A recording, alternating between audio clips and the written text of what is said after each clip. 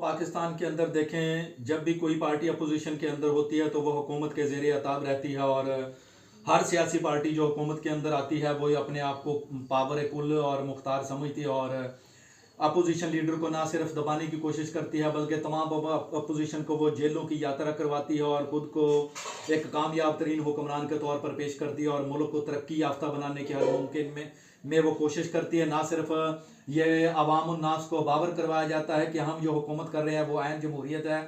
और जो अपोजिशन है वो मुल्क की दुश्मन है और मुल्क की तरक्की के रास्ते में सबसे बड़ी रुकावट जो है वो दुश्मन है। अभी आप देख लें कि मिस्टर इमरान खान को जेल में रखा हुआ है और ना सिर्फ उनकी 85% तक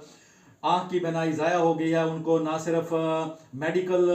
ट्रीटमेंट भी अच्छे अंदाज में फ्राहम नहीं की जा रही बल्कि उनको मेडिकल एक्सेस भी नहीं दी जा रही। और यही मुल्क का सबसे बड़ी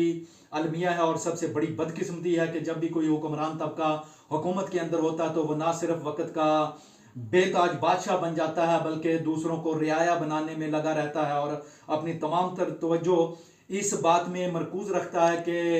हम सबसे अच्छे हुक्मरान हैं और जो अपोजिशन है वो नलायक तरीन और गद्दार वतन है। ये इस मुल्क की सबसे बड़ी बदकिस्मती है और बदकिस्मती से यानी ये माजी में भी होता रहा है और टिल अब तक हो रहा है। और इस मुल्क ने 78 साल के अंदर बदकिस्मती से हमारे हुक्मरानों ने कुछ भी नहीं सीखा है। यही वो अलमी है जिसकी वजह से मुल्क ना सिर्फ दिन दुगनी रात चौगनी तरक्की नहीं कर रहा बल्कि पीछे पीछे जा रहा है। और पाकिस्तान 24 मरतबा IMF का प्रोग्राम हासिल कर चुका है और मुल्क के ऊपर तकरीबन 135 अरब डॉलर से भी ज़्यादा कर्ज तजावज़ कर चुका है। और दूसरा, अगर आप देखें कि UAE ने पाकिस्तान को जो 4 अरब डॉलर का कर्ज है वो रूल ओवर कर दिया है सिर्फ 2 महीने के लिए।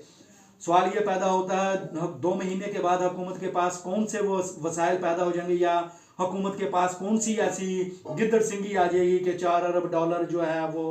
आप UAE को वापस कर देंगे। बदकिस्मती के अंदर पाकिस्तान की जो एक्सपोर्ट्स हैं वो उसमें इजाफा नहीं हो रहा है और पाकिस्तान की इंपोर्ट्स बढ़ती ही जा रही हैं। अगर इसी तरह मुल्क चलता रहा तो अल्हम्दुलिल्लाह हम किसी भी सूरत में अपनी जो फॉरेन एक्सचेंज रिजर्व हैं उसमें इजाफा नहीं कर सकेंगे और ना ही अपनी पेमेंटें अच्छे अंदाज में कर सकेंगे। वस्सलाम।